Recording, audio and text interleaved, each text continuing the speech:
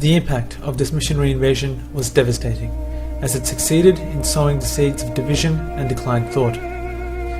Western laws and syllabi were introduced into the Islamic State's criminal code and education system respectively, further distancing the Muslims from the Islamic Aqidah and the application of its fruits in daily affairs.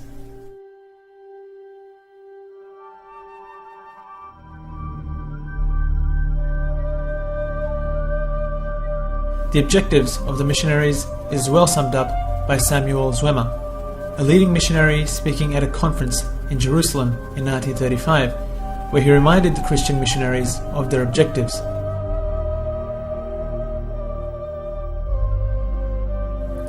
The objective is not to convert Muslims into Christians.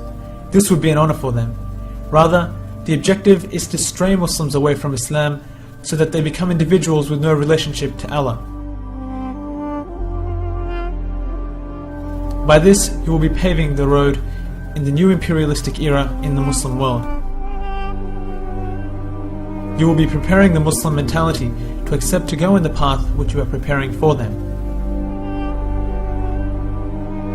Turkish nationalism, on the other hand, was also aroused by the Western nations. The establishment of the Young Turks in Paris was to prove another devastating blow to the Islamic State and added to the divisive nationalist sentiments present.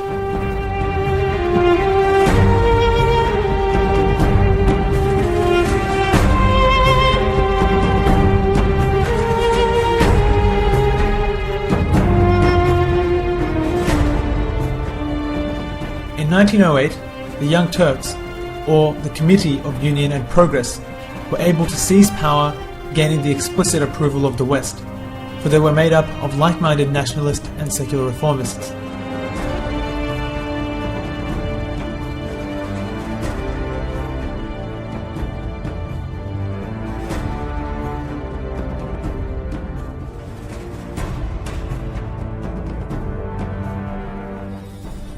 Later, when the British and French also supported Arab nationalist sentiments, some from among the Young Turks, such as Jamal Pasha, urged the Arabs to maintain unity among the citizens of the state in a gathering of Arab leaders in Damascus.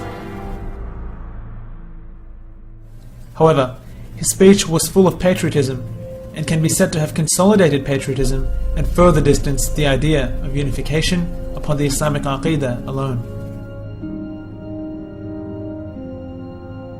The opportunities were beginning to present themselves for the European nations to start physically occupying and attacking a weakening giant.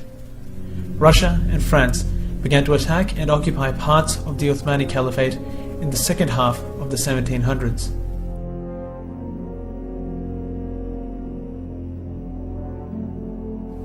Russia, under the reign of Catherine, took parts of the Khilafah's land, and Napoleon of France briefly occupied Egypt in the year 1798. The French seized Algeria in 1830 and went on until they captured Tunisia in the year 1881.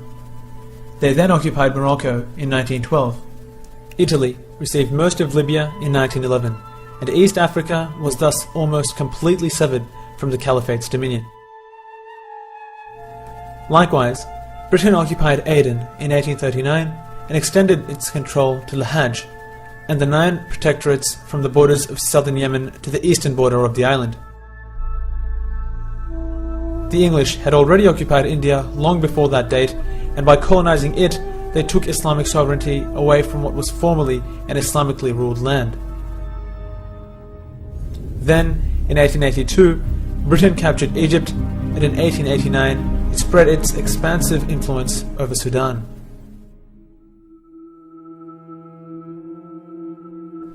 The campaign against the Islamic world became intense everywhere, until the Ummah was exposed to a final, decisive blow. The Caliphate and its rulers were willing to accept any condition in order to halt this Western advance at some point, or at least decrease the weight of its nightmare. As compromises started taking place, resistance movements rose against the West from the Muslim world. A revolution broke out in Algeria. The Muslims in China revolted. The Mahdis in Sudan likewise. And the Senussi revolution also occurred, not to mention the growing call for the Caliphate's strengthening from Al-Hind. All of these upheavals are a proof pointing to the vitality inherent in the Islamic world, despite its weakness and decline. Nevertheless, these rebellious attempts failed, and the Western colonialists began to write the epitaph of the Ottoman Caliphate.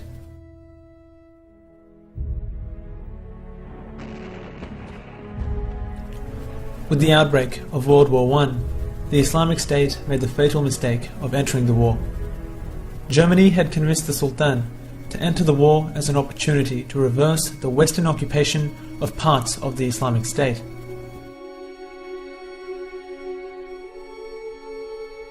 Knowing the British, French, and Russian aspirations to eventually abolish the Caliphate, the Uthmani state entered into what was to prove a disastrous alliance with Germany into the Great War.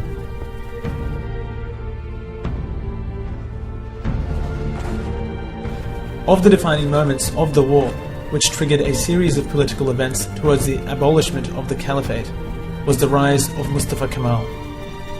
Being a little-known junior officer when the war broke out, Mustafa Kemal became known and celebrated after the Battle of Gallipoli. The British had sent the Australian and New Zealand Army Corps to land a fatal blow in the attempts to capture Istanbul. The battle went on for several months, with neither gaining an upper hand, when suddenly, in December 1915, the Allies withdrew in total secrecy.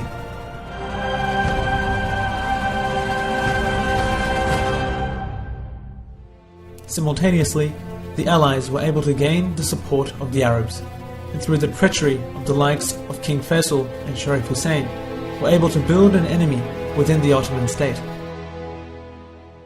The British supported the Arab calls for independence, as well as promising them autonomy over what they deemed as their own lands. This severely weakened the Ottoman Caliphate, for although they may have been able to repel the external armies, the internal Arab rebellion was impossible to counter.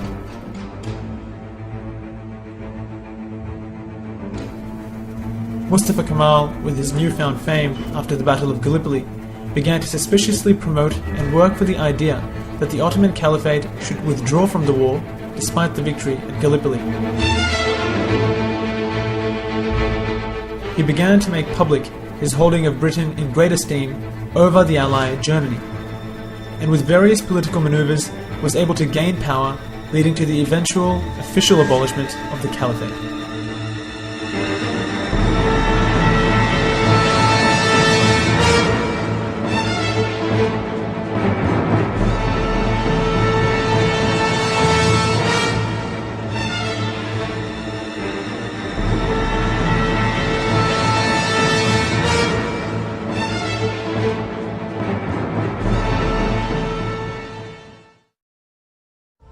The destruction of the Caliphate, or the Khilafah, was of the most devastating events in Islamic history.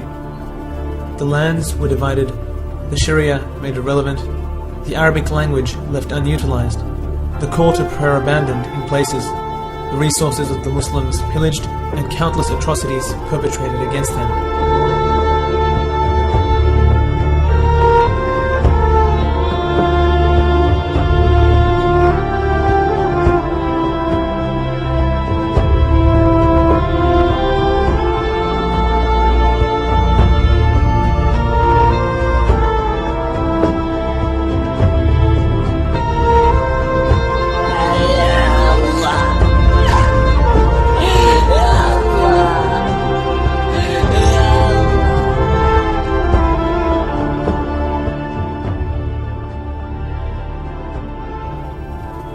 When one understands what the Khilafah stands for, is it any wonder that the enemies of Tawheed are still doing their utmost in ensuring the resumption of the Islamic way of life embodied in the Khilafah does not eventuate? Is it any wonder that they spend trillions sending their armies halfway across the world to gain a foothold in the Muslim lands? Is it any wonder that they spend billions on intelligence?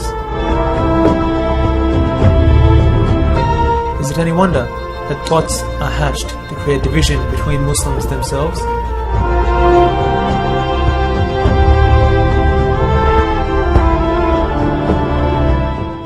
And finally, is it any wonder that the greatest nation raised up for mankind has realized its obligation and calls for this system once again?